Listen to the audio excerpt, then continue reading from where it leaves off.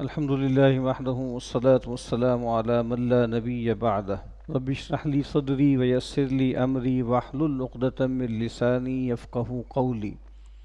اللهم انفعنا بما علمتنا وعلمنا ما ينفعنا وزدنا علما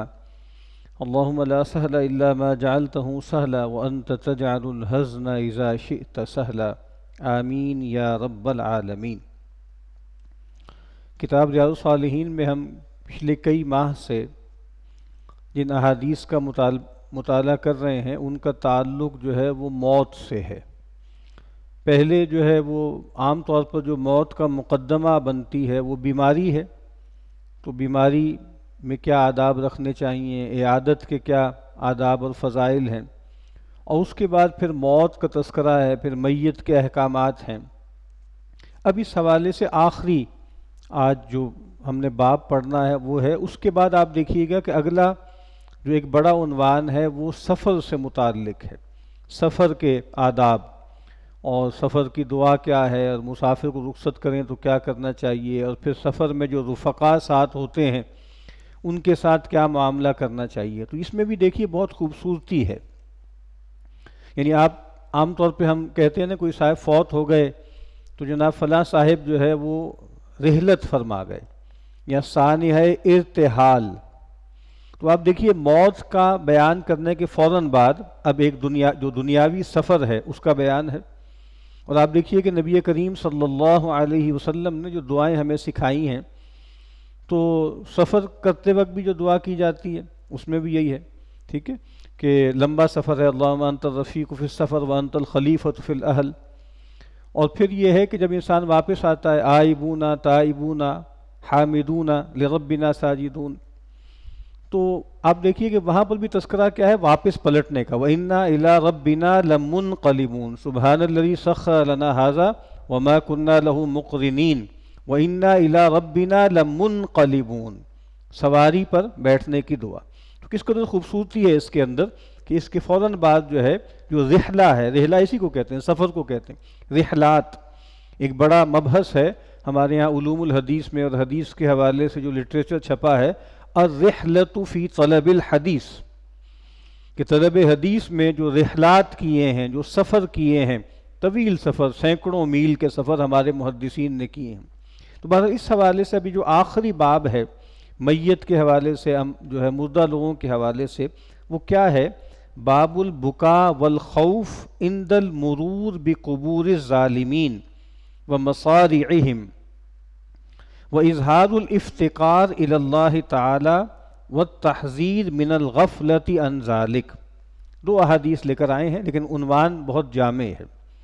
کہتے ہیں باب البکاء والخوف، انسان جو ہے وہ روئے، انسان کے اندر خوف پیدا ہو، کب، عند المرور بقبور الظالمین ومصارعہم، کہ جب اس کا گزر ہو ظالموں کی قبروں سے، اور جہاں پر وہ پچھڑے پڑے تھے، جہاں ان کو پچھاڑ کے ہلاک کر دیا گیا تھا، جب بھی اہل ایمان صالحین کا گزر ایسے لوگوں پر سے ہو، ایسی اقوام پر سے ہو، ایسے مساکن پر سے ہو، ایسے کھنڈرات پر سے ہو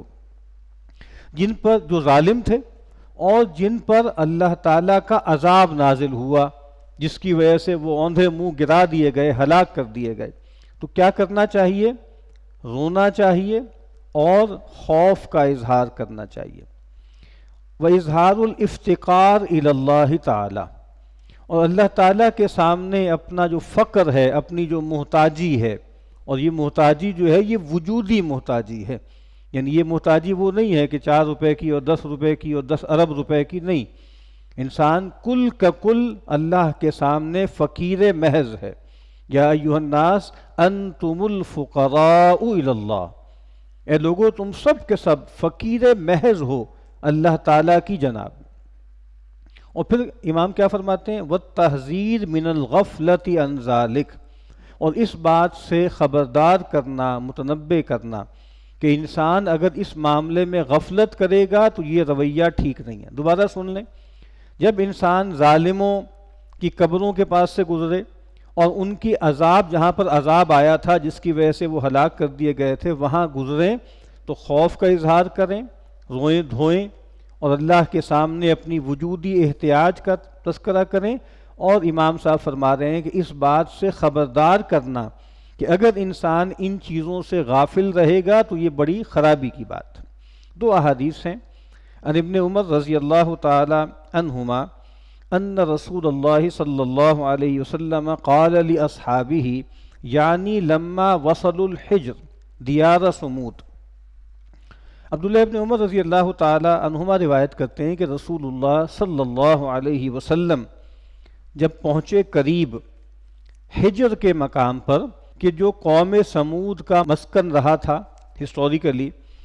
تو اس موقع پر جب آپ وہاں پہنچے تو نبی کریم صلی اللہ علیہ وسلم نے اپنے اصحاب سے فرمایا لا تدخلوا علی ہؤلاء المعذبین الا ان تکونوا باکین۔ لوگو، میرے اصحاب، یہ جو معذبین ہیں، یہ جو قومیں ہیں جن پہ عذاب نازل کیا گیا، ان پر داخل نہ ہو مگر اس حالت میں کہ تم رو رہے ہو۔ کچھ روایتوں میں آتا ہے متباکین، بعض اوقات رونا انسان پہ کیفیت طاری نہیں ہوتی، تو کہا کہ بھئی اگر رو نہیں رہے تو جیسے رونے جیسا منہ بنا لو، رونے جیسی کیفیت پیدا کر لو۔ فَإِن لَمْ تَكُونُوا بَاكِينَ، اور اگر تمہارے اندر یہ نہ رونا ہے نہ رونے کی کوئی کیفیت ہے، فَلَا تَدْخُلُوا عَلَيْهِمْ، تو پھر ان پر داخل مت ہونا، ان پر مت جانا۔ لا یصیبکم ما اصابہم، کہیں ایسا نہ ہو کہ جو ان پر پڑا ہے وہ تم پر بھی پڑ جائے۔ یعنی کہا کہ اگر تم روتے دھوتے ڈرتے کانپتے جاؤ گے تو تب تو ٹھیک ہے، اور اگر غفلت کے ساتھ اور جو ہے کھیل کود میں اور جناب بالکل لا ابالی پن کے ساتھ اگر ان معذبین کے دیار میں اور ان کی جگہوں پر سے گزرو گے تو اندیشہ ہے کہ تم پر بھی ویسا ہی عذاب نہ آ جائے جو ان لوگوں پر آیا تھا جن کے مساکن اور دیار سے تم گزر رہے ہو۔ دوسری حدیث میں فی روایت لما مر رسول اللہ صلی اللہ علیہ وسلم بالحجر، یہاں آپ نے تلقین فرمائی تھی پہلی حدیث میں، اور دوسری میں تلقین بھی ہے اور پھر آپ کا عمل بھی ابھی سامنے آئے گا۔ جب رسول اللہ صلی اللہ علیہ وسلم کا گزر حجر سے ہوا، مقام حجر سے، یعنی وہی جو دیار سمود تھے، قال لا تدخلوا مساکن الذین ظلموا انفسہم، مت داخل ہو ان لوگوں کے مسکنوں میں جنہوں نے اپنی جانوں پر ظلم ڈھایا۔ کیا ہوگا؟ ان یصیبکم ما اصابہم، مبادا یہ ہو تم پر بھی وہی کچھ آ پڑے، تم پر بھی ویسا ہی عذاب آئے، زجر آئے جیسے کہ ان پر آیا تھا۔ الا ان تکونوا باکین، سوائے اس کے کہ تم داخل ہو روتے ہوئے۔ باکین یہ حال ہے، اگر تو تم ان میں سے روتے ہوئے داخل ہو جاؤ گے تب تو ٹھیک ہے، ورنہ وہ لوگ جنہوں نے اپنی جانوں پہ ظلم ڈھایا تھا، اگر تم ان کے مسکنوں میں داخل ہوگے غفلت کے ساتھ تو کہیں ایسا نہ ہو کہ تم پر بھی وہی عذاب آ جائے جو ان پر آیا تھا۔ پھر آگے راوی کہتے ہیں ثم قنع رسول اللہ صلی اللہ علیہ وسلم رأسہ، اس کے بعد رسول اکرم صلی اللہ علیہ وسلم نے اپنا مبارک سر ڈھانپ لیا چادر سے، وَأَسْرَعَ السَّيْرَ حَتَّى أَجَازَ الْوَادِي، اور تیزی سے آپ نے اپنی سواری کو دوڑایا یہاں تک کہ آپ نے وادی کراس کر لی۔ اب یہ بہت اہم مضمون ہے، اور یہ واقعہ ہوا ہے تبوک سے جاتے ہوئے یا واپسی پر جب آپ جا رہے تھے، 10 ہجری میں تبوک کا سفر آپ کو درپیش تھا۔ اس دوران آپ کا گزر جو ہے وہ جس کو آج مدائن صالح بھی کہا جاتا ہے نا، سیدنا صالح علیہ السلام کو مبعوث کیا گیا تھا، قوم سمود تھی وہ، اور جو مقام تھا اس مقام کو کیا کہا جاتا ہے؟ حجر۔ تو اس سے جیسے اللہ کے نبی صلی اللہ علیہ وسلم فرما رہے ہیں کہ وہ لوگ کہ جنہوں نے اپنی جانوں پہ ظلم ڈھایا، اور دیکھیے انسان کوئی بھی گناہ جب کرتا ہے تو اپنی جان پہ ظلم ڈھاتا ہے، لیکن سب سے بڑا گناہ جو وہ کرتا ہے جس کو قرآن مجید نے کہا ہے کہ وہ ظلم عظیم ہے، وہ شرک ہے، شرک جلی، اللہ کے ساتھ شریک ٹھہرانا اور جو ہے پوجا کرنا۔ اور پھر آپ دیکھیے کہ بہت سی بستیاں ایسی تھیں کہ جنہوں نے شرک کیا لیکن وہ سروائیو کر گئیں، بس طبعی موت مر گئیں اور ختم ہو گئیں، لیکن ایک اور معاملہ یہ ہوتا ہے کہ جب اللہ تعالیٰ کسی قوم کی طرف رسول بھیج دیتے ہیں اور ہر قوم کا بنیادی مسئلہ شرک ہوتا ہے، اس کے بعد ایڈڈ چیزیں اور بہت سی ہو جاتی ہیں. کسی کے ہاں جو ہے وہ معاشی بدعنوانی ہوتی ہے، کسی کے ہاں کوئی جنسی انارکی ہوتی ہے، کسی کے ہاں اور کوئی جو ہے لوٹ مار ہوتی ہے، لیکن جو کامن ڈینومینیٹر ہوتا ہے وہ کیا ہے؟ وہ شرک ہے. اور پھر میں عرض کرتا ہوں کہ محض شرک بھی بعض اوقات قوموں کی ہلاکت کا سبب نہیں بنتا. جو آخری بات ہوتی ہے وہ یہ ہے کہ اللہ تعالیٰ وہاں کسی پیغمبر کو رسول بنا کر بھیج دیں. اور آپ دیکھیے سیدنا نوح علیہ السلام کے بارے میں ہمیں حدیث سے پتہ لگتا ہے کہ وہ پہلے رسول تھے. پہلے نبی جو ہیں وہ آدم تھے، نبوت کا آغاز سیدنا آدم سے ہوا ہے، اور ایک متعین قوم کی طرف جو ہے رسول کو جو بھیجا گیا وہ سیدنا نوح علیہ السلام ہیں. تو آپ قرآن مجید پڑھ جائیے تو وہاں جگہ جگہ بتائے، سیدنا نوح آئے، سیدنا ہود آئے، سیدنا صالح آئے، سیدنا شعیب آئے، سیدنا لوط آئے. اقوام کی طرف گئے جو مشرک تھیں اور ان کے ساتھ اور بھی کچھ مسائل تھے، اور رسولوں کا انکار کیا، انہوں نے سرکشی کی، ان پر اللہ کی حجت آخری درجے میں تمام کر دی گئی، لیکن اس کے باوجود وہ اکڑتے رہے اور پیغمبروں کے سامنے اکڑتے رہے. اور پھر کیا ہوا کہ اللہ تعالیٰ نے نبی کو بتا دیا کہ آپ اپنے جو اہل ایمان ہیں ان کو لے کر نکل جائیے یہاں سے، اور اب اس قوم پر عذاب آئے گا. تو قوم سمود کے ساتھ بھی یہ معاملہ وہ قرآن مجید میں بیان ہوتا ہے. ٹھیک ہے، کذبت سمود بطغواها اذ انبعث اشقاها فقال لهم رسول الله ناقة الله وسقياها فكذبوه فعقروها فدمدم عليهم ربهم بذنبهم فسواها ولا يخاف عقباها. انہوں نے کہا کہ بھئی ہم کیسے مان لیں کہ آپ اللہ کے رسول ہیں، کوئی بڑی حسی نشانی دکھائیے، یہ ایک جو ہے چٹان ہے، اس میں سے اونٹنی برآمد کر دیجیے. وہ ہو گئی، اور کہا کہ یہ ناقۃ اللہ ہے، اللہ کی طرف اس کی نسبت ہے، خبردار جو اس کو ہاتھ لگایا. لیکن کیا ہوا کہ ایک انتہائی بدبخت آدمی کھڑا ہو گیا، اس کی کونچیں کاٹ ڈالیں، اور پھر اللہ تعالیٰ کی طرف سے عذاب آیا. تو کہا کہ بالکل برابر کر دیا، کوٹ کوٹ کے ان کو، اس پوری قوم کو ہلاک کر دیا. تو کذب اصحاب الحجر المرسلین، یہی ہجر ہے جس کا یہاں پہ تذکرہ ہے کہ جو اصحاب ہجر تھے یعنی قوم سمود، جن پہ سیدنا صالح علیہ السلام کو مبعوث کیا گیا تھا، انہوں نے رسولوں کا انکار کیا. اب دیکھیے اس بستی کا ذکر یہاں ان دو احادیث میں ہوا ہے کہ نبی کریم صلی اللہ علیہ وسلم جب آپ وہاں سے گزر رہے تھے تو آپ نے متنبع کیا کہ یہ ایک قوم ہے جس پہ اللہ کا عذاب نازل ہوا، جس نے اپنی جانوں پہ ظلم ڈھایا، شرک کیا، اور پھر اس سے بڑا جرم، اس سے بڑا تو نہیں ہم کہہ سکتے، ایک بہت بڑا جرم یہ ہے کہ بھئی ٹھیک ہے غفلت ہو جاتی ہے، آپ جو ہے وہ اینسسٹر ورشپ میں پڑ گئے، آپ آبا پرستی میں پڑ گئے، غفلت ہو گئی، ایک روایت چل پڑی، ایک مائتھولوجی آپ نے ایجاد کر لی. لیکن جب پیغمبر آ گئے نا، فماذا بعد الحق الا الضلال، الحق آنے کے بعد تو اب گمراہی کے سوا کچھ نہیں ہے نا، حجت تمام ہو گئی. تو اب اگر نہیں مانا تو ان پر عذاب آئے گا، اور یہاں عذاب آیا. تو آپ نے کہا کہ ان کی بستیوں میں داخل نہ ہونا مگر روتے ہوئے اور ڈرتے کانپتے، اور کہا کہ اگر تم غفلت سے جاؤ گے، ہنسی کھیل کرتے ہوئے، ٹھٹھا کرتے ہوئے، تفریح کرتے ہوئے، تو ڈر یہ ہے کہ کہیں تم پر بھی وہ عذاب نہ آ جائے جو ان قوموں پر آیا ہے. تو یہ جیسے، اور پھر اللہ کے نبی صلی اللہ علیہ وسلم نے خود اپنے عمل مبارک سے بتا دیا کہ بالکل جیسے دیکھنا بھی گوارا نہیں کیا، اور جیسے اپنے اوپر چادر ڈال لی اور تیزی سے سواری کو دوڑاتے ہوئے نکلے اور اس کو پار کر لیا.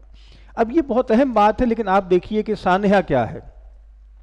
سانحہ یہ ہے کہ یہ 2018 میں باقاعدہ، جیسے آپ کو معلوم ہے کہ جب سعودی مملکت کو یہ خیال ہوا کہ بھئی اب جو ہمارا سب سے بڑا ہتھیار تھا، جو ہمارے پاس سب سے بڑا ایسٹ تھا، پیٹرو ڈالر، اس کے تو معاملات ویسے ہی ختم ہو رہے ہیں، دنیا میں جو ہے وہ دوسری جو ہے آلٹرنیٹو جو ہے وہ انرجی ریسورسز آ رہی ہیں. تو ان کو خیال ہوا کہ اب جیسے بزنس ہب بنایا جائے. دو خیال ہوئے کہ ایک تو بزنس ہب بنایا جائے، اس کے لیے وہ نیوم کی بستی انہوں نے آباد کرنی شروع کی، اور دوسرا انہوں نے کہا کہ بھئی اب ٹورزم جو ہے نا، ٹورزم جو ہے وہ بہت بڑی انڈسٹری ہے. استنبول دیکھ لیجئے، اردن دیکھ لیجئے، اور بہت سی جگہیں ہیں کہ جن کی معیشت کا بڑا گویا انحصار جو ہے وہ ٹورزم پہ ہوتا ہے. تو انہوں نے کہا کہ اب ہمیں ٹورسٹ سائٹس جو ہیں وہ ڈیولپ کرنی ہے. آپ آج چلی جائیے مدینہ منورہ، تو آپ دیکھیے کہ وہاں پہ بہت کچھ ایسے کام ہو رہے ہیں کہ جو ٹورسٹوں کو اٹریکٹ کرنے کے لیے ہو رہے ہیں. تو اسی طریقے سے جو مدائن صالح ہے، یہ جو محل وادی الا ہے، مدینہ منورہ سے بھی لوگ جاتے ہیں،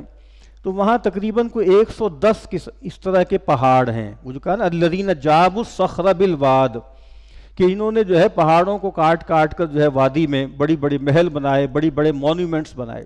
تو اب 2018 میں یونیسکو نے باقاعدہ اس کو ایک آرکیولوجیکل ہسٹوریکل سائٹ جو ہے وہ ڈکلیئر کر دیا۔